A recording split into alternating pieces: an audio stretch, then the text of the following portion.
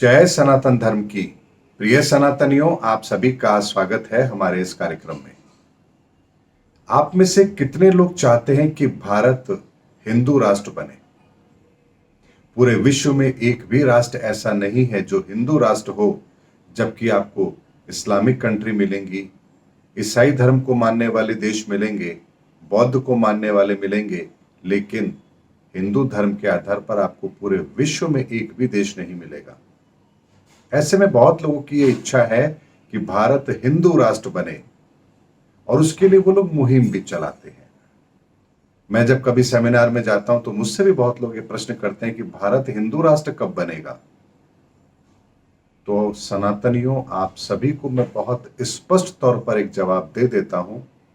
आपको अच्छा लगे या ना लगे, लेकिन सत्यता यही है। भारत कभी भी हिंदू राष्ट्र नहीं बनेगा। जी हां, जो मैं कह रहा हूं उसे ध्यान से सुनिए और समझिए।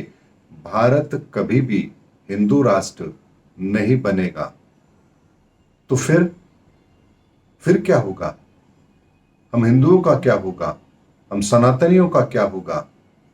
क्या पूरे विश्व के अंदर से सनातनी समाप्त हो जाएंगे? हिंदू धर्म समाप्त हो जाएगा?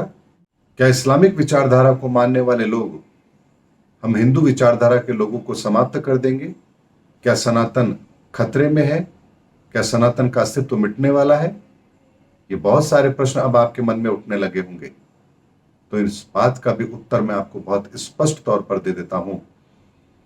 भारत हिंदू राष्ट्र नहीं बनेगा, बल्कि संपूर्ण विश्व सनातन विश्व बनेगा। मेरी इस बात को जरा ध्यान से सुन लीजिए, समझ लीजिए, और जो बात मैं कह रहा हूं 100% नहीं, 1000% ये बात सत्य साबित होगी। इस भविष्यवाणी को भी आप सत्य होता हुआ पाएंगे। और एक बात और बता देता हूं, 30 मार्च 2025 से इस विश्व को सनातन विश्व बनाने की जो एक मुहिम आरंभ होगी, 2071 तक जाते जाते ये मुहिम पूरी होगी और 2071 में इस संपूर्ण विश्व सनातन विश्व बन चुका होगा। सनातनियों, जो बात मैं आप लोगों को कह रहा हूं, बहुत गंभीरता से कह रहा हूं, रिसर्च के आधार पर कह रहा हूं, ईश्वरीय आदेश के आधार पर कह रहा हूं, ज्योतिषीय आकलन के आधार पर कह रहा हूं। और उससे पहले यानी कि मार्च 2025 से पहले बहुत से ऐसे कार्य हैं जो इस धरती पर होने अभी शेष हैं।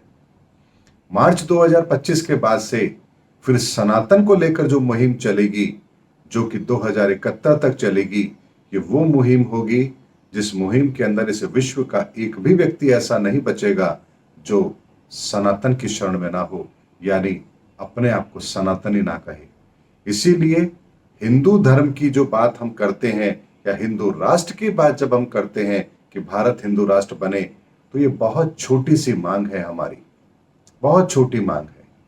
क्योंकि ये विश्व, ये धरा ईश्वर की बनाई हुई है, ईश्वर का ही वो ज्ञान है, सनातन ज्ञान। और इसीलिए हमने अपने अपने विचारधारा के आधार पर अपने आप को बांट लिया, लेकिन ये विश्व सनातन विश्व था, सनातन विश्व है और सनातन विश्व रहेगा।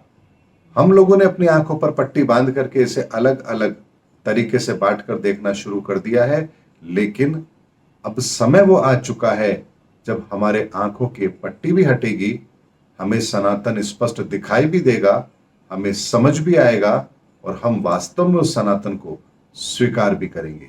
और ये काम अब बहुत तेजी से होने वाला है। मेरी इस बात को आप लोगों को समझाने के लिए मैं एक छोटी सी बात आप लोगों के सामने रखता हूं। जब भी हम किसी बात को लेकर के चलते हैं, किसी विचारधारा को लेकर के चलते हैं, हम ये भूल जाते हैं कि इस विचारधारा से पहले भी तो इस धरती पर कुछ और विचारधारा चल रही होगी। यानी अगर हम ये कहें कि भगवान कृष्ण वही सृष्टि के अंदर सर्वसर्वा है, सर्वोपरि है, तो भगवान श्री कृष्ण के जन्म से पहले फिर इस धरती पर किसकी पूजा होती होगी? अगर आप कहेंगे फिर राम थे उससे पहले, राम सर्वे सर्वा थे, राम इस धरती के पालनहार थे, तो फिर राम के जन्म से पहले इस धरती पर किस प्रक्रिया से पूजा होती होगी, आराधना होती होगी, भक्ति होती होगी? यदि आप कहेंगे कि राम के जन्म से पहले भी भगवान शंकर, उनकी पूजा इस धरती पर होती थी, वही इस सृष्टि के बीज हैं, तो यहां पर भी एक प्रश्न उठता है कि फिर महादेव, भगवान शंकर, शिव किसका ध्यान करते हैं? यानी कि भगवान शिव भी जिनका ध्यान करते हैं, आखिर वही तो है जो सृष्टि को चला रहा है, और वहीं से तो सनातन चला है। इसीलिए हमारे हमारे दृष्टिकोण को हमें उस तत्व तक ले जाना होगा जहां से सृष्टि आरंभ होती है, जहां से सनातन आरंभ होता है। उसके पश्चात फिर त्रिदेवों की रचना होती है। त्रिदेवों की शक्ति के साथ ही इस ब्रह्मांड का, इस सृष्टि का निर्माण होता है। इस सृष्टि पर बहुत कुछ कायम होता है।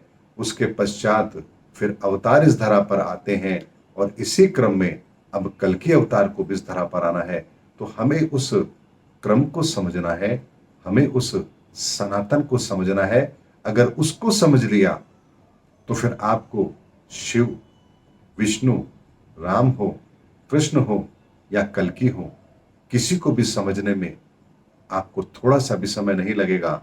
आपको हर अवतार और हर अवतार के पीछे की वो शक्ति, वो सनातन स्वतः ही समझ आने लगेगा। और यही ज्ञान, यही धर्म की परिभाषा अब इस धरती पर कायम भी होगी। क्योंकि जिन विचारधाराओं को हम मान करके आज चल रहे हैं, उन विचारधाराओं को मानने के पश्चात भी आज हमारी स्थिति ये है कि हम मानवता को ही समाप्त करने की ओर आगे बढ़ रहे हैं। तो फिर हमारी मान्यताओं के पीछे वास्तविकता क्या है? कहीं हमारा स्वार्थ तो नहीं है, या कहीं हम धर्म के नाम पर इतना बड़ा व्यापार तो नहीं कर रहे कि जहां सत्य कहीं छुप करके रह गया है? इन सब चीजों पर आपको चिंतन मनन तो करना पड़ेगा, क्योंकि अब समय वो आ चुका है जब इस धरा पर सनातन की स्थापना होनी है। और इसीलिए मैं कह रहा हूं कि भारत हिंदू राष्ट्र नहीं बनेगा, बल्कि संपूर्ण विश्व सनातन विश्व बनेगा। मेरी ये भविष्यवाणी 100% नहीं, 1000% सत्य होगी, और इसे भी आप घटित होता हुआ देखेंगे। उम्मीद करता हूं मेरा ये वीडियो आज आपको इस सनातन के विजन को समझाने के लिए पर्याप्त होगा कि जब हम सनातन की बात करते हैं तो हम किस ऊर्जा की और किस परमात्मा परमेश्वर की बात करते हैं। ये कोई साधारण बात नहीं है। सनातन इस संपूर्ण सृष्टि के कण कण में व्याप्त है, और जो कण कण में व्याप्त हो उसको भला कौन मिटा सकता है। मिलेंगे अगले वीडियो के अंदर, तब तक के लिए जय हिंद, जय भारत, जय सनातन धर्म।